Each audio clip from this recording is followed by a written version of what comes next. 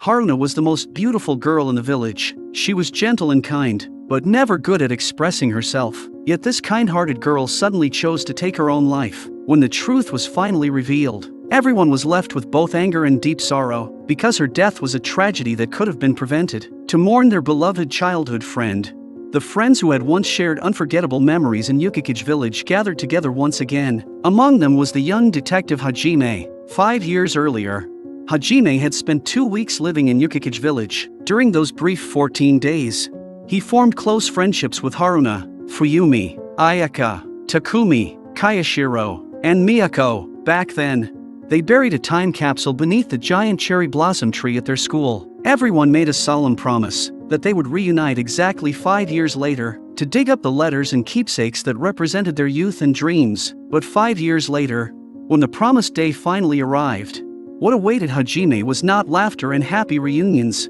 but a cold, lifeless body. Deep in Hajime's memories, Haruna was a quiet and reserved girl. She always liked to sit alone in a peaceful corner and quietly draw. What kind of suffering could have driven such a quiet and gentle girl to choose to end her own life? 5 years had changed everyone. Fumi, who used to wear glasses, had grown into a beautiful young woman. She had even been chosen by the village to serve as this year's shrine maiden for the Yukikage festival. The Yukikage festival was an ancient tradition that had been passed down in the village for over 300 years. Miyako's mother told Hajime that for the past 300 years, from November 15th to November 20th, it had snowed at exactly 6 o'clock every morning. Then exactly 1 hour later, the falling snow would turn into pouring rain. Out of reverence for this mysterious natural phenomenon, the villagers held the Grand Yukikage Festival every year. While preparations for Haruna's funeral were underway, Hajime noticed that something seemed to have happened between his old friends. Because Fumi arrived late,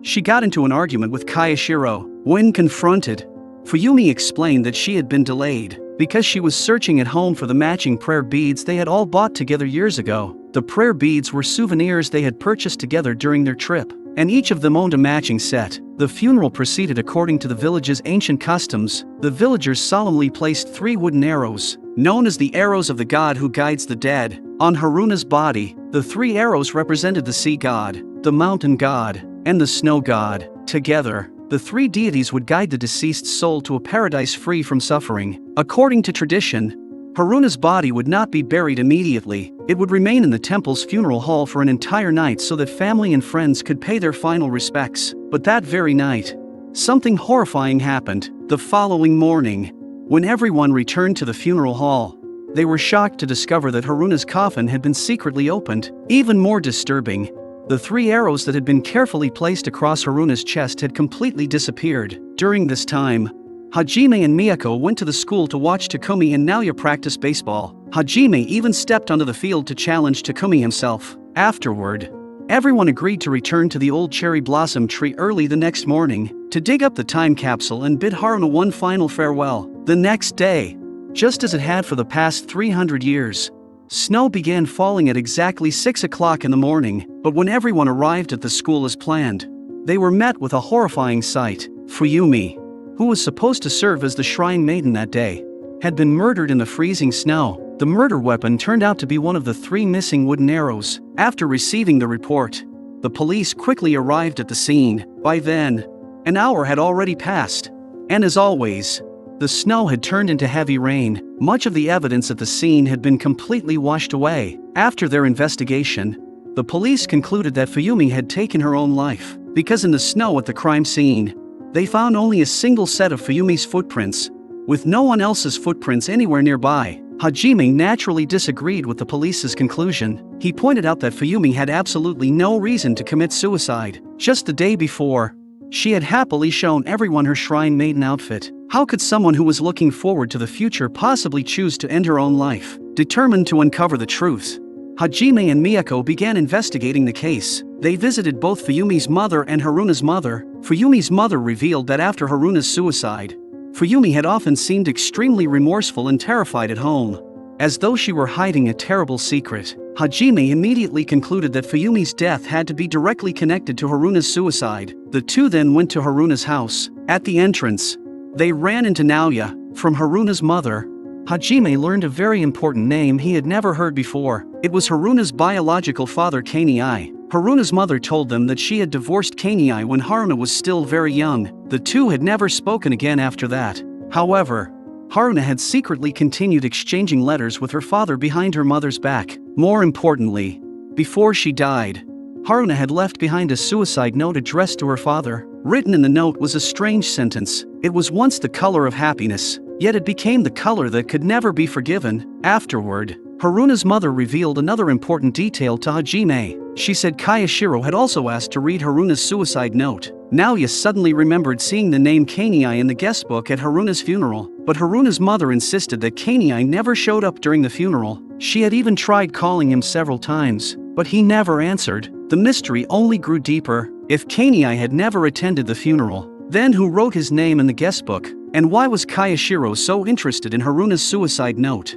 Later, Hajime went to Fuyumi's house. The front of the house was already surrounded by police officers. Fuyumi's mother had discovered that Fuyumi's favorite pair of shoes had mysteriously disappeared while sorting through her belongings. The police dismissed it as nothing more than a prank, but Hajime disagreed. If someone had really stolen Fuyumi's shoes, then her death had to be murder. He believed the footprints at the crime scene had never been made by Fuyumi herself. Hajime carefully explained the killer's trick to the police. Before dawn, while there was still no snow on the ground, the killer murdered Fuyumi. Since the ground was bare at the time, the killer naturally left no footprints. Then the killer simply waited until 6 o'clock in the morning. Right on schedule, snow began to fall. The snow gradually covered both the ground and Fuyumi's body. At that point, the killer put on the pair of shoes stolen from Fuyumi's house. Starting from the body, the killer carefully walked backward one step at a time. This created a perfect trail of footprints leading toward the body. As a result, the police were fooled into believing Fuyumi had walked there herself and taken her own life. Hajime pointed out one more flaw in the killer's plan.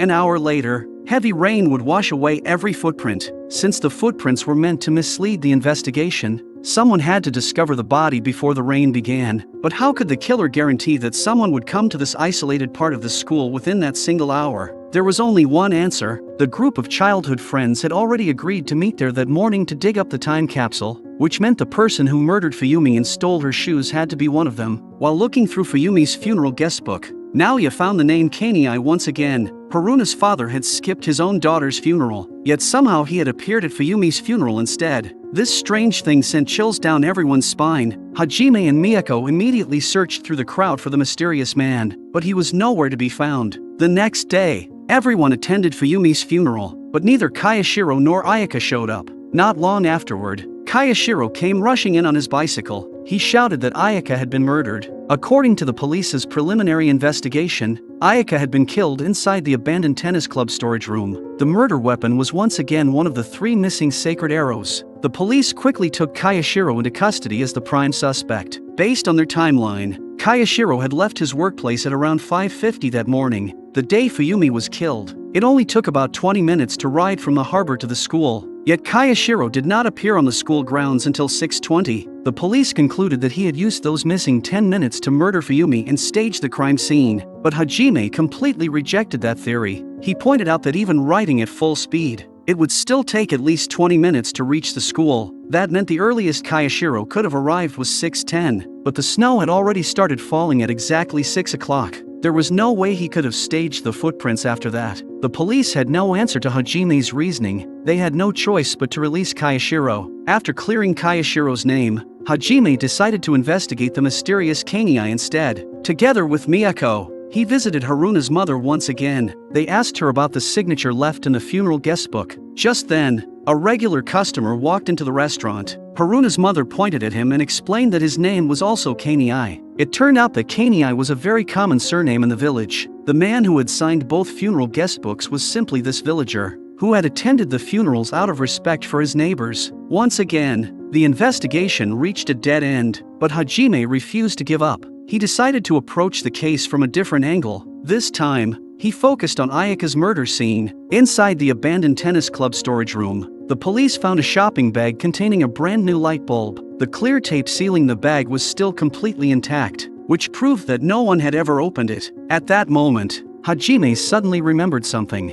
Ayaka had been murdered in the middle of the night. The storage room's original light bulb had already burned out. If the killer needed to search the room for something important, why not simply replace it with the new bulb? Then Hajime recalled another strange detail. After Ayaka's death, every matching prayer bead necklace that the friends had bought together years ago had mysteriously disappeared. The truth was slowly coming together in Hajime's mind. To test his theory, he returned to the crime scene. He personally checked the broken light bulb. He then carefully searched the dusty floor. Hidden in a crack between the floorboards, he found a single bead from one of the missing prayer necklaces. That discovery confirmed his theory. But one mystery still remained. Who had left the footprints at Fuyumi's murder scene? If the killer really was one of their childhood friends, and none of them could have reached the scene before 6 o'clock that morning, then who had walked across that snowy field? The next day, Hajime went to the beach alone. Still thinking about that unanswered question, he noticed that no matter how heavily it snowed, the beach was never covered in snow. Kindaichi, who was fishing nearby, explained that the sand was rich in salt. The salt melted the snow as soon as it fell. At that moment, Hajime finally understood the killer's trick. The following morning, before the snow began to fall at 6 o'clock, Hajime asked Takumi to meet him alone beneath the old tree. Hajime urged Takumi to turn himself into the police. Takumi immediately denied everything. He insisted that he had a perfect alibi. Hajime calmly told Takumi to look behind him. Takumi turned around in shock. On the snow-covered ground that had been perfectly smooth just moments before, a trail of footprints had suddenly appeared. Hajime exposed Takumi's murder method. Late that night, Takumi stole Fuyumi's shoes. He coated the soles with salt before putting them on. Then he walked across the open field, leaving footprints in advance. After that, he quietly left the scene. The next morning, he called Fuyumi and asked her to meet him before everyone else arrived. He then used one of the sacred arrows to kill her. Hajime slowly took a prayer bead out of his pocket. It was the bead he had found in the crack of the floor inside the tennis club storage room where Ayaka had been murdered. When Ayaka was attacked, she must have struggled desperately against her killer. During the struggle, the killer's prayer bead bracelet was torn apart. The beads scattered across the floor. If the police had discovered those beads during their investigation and compared everyone's belongings, they would have immediately known whose bracelet was missing. To destroy that evidence, the killer secretly sneaked into the other friends' rooms the next day. He stole everyone's prayer beads. That way, no one would still have their bracelet, making it impossible to identify the killer through the missing beads. Even then, Miyako still wasn't convinced. She said that only proved the killer was one of their friends. It didn't prove the killer was Takumi. Hajime then revealed the strongest piece of evidence. The killer desperately needed to recover every scattered bead before the police found them. The storage room was completely dark because the light bulb had burned out, yet a brand new replacement bulb was sitting right there. If the killer was searching so desperately for the beads, why didn't he spend just a few seconds replacing the light bulb first? The answer was simple. The killer physically couldn't replace it. Changing a light bulb requires both hands. Takumi was the only person who couldn't do that. His right shoulder had been seriously injured during a previous baseball game. He couldn't even raise his right arm high enough to replace the bulb, so he was forced to search for the beads in complete darkness. That was why he accidentally left one bead behind. Hajime took out a baseball and handed it to Takumi. He asked him to throw it as hard as he could using only his right arm. That would prove whether he was innocent. Takumi finally stopped denying everything. He confessed to every crime and revealed the truth. The entire tragedy had started with a cruel joke. Haruna and Takumi had secretly been dating for a long time. They had simply never told anyone. Then one day, Haruna suddenly rushed over to Takumi in a panic. She begged him to let her see his family's old photo album. At the time, Takumi had just seriously injured his right arm during a baseball game. Already frustrated, he didn't think much of Haruna's strange behavior. He simply handed her the album. The moment Haruna opened it, it felt as if the world had collapsed around her. Without saying a word, she ran toward the sea. Why did Haruna want to see the photo album? And what did that have to do with the deaths of Fuyumi and Ayaka? The answer was surprisingly simple. Takumi's father and Haruna's father happened to share the exact same name. Both of them were named Ryushi Kindaichi. It was nothing more than a coincidence.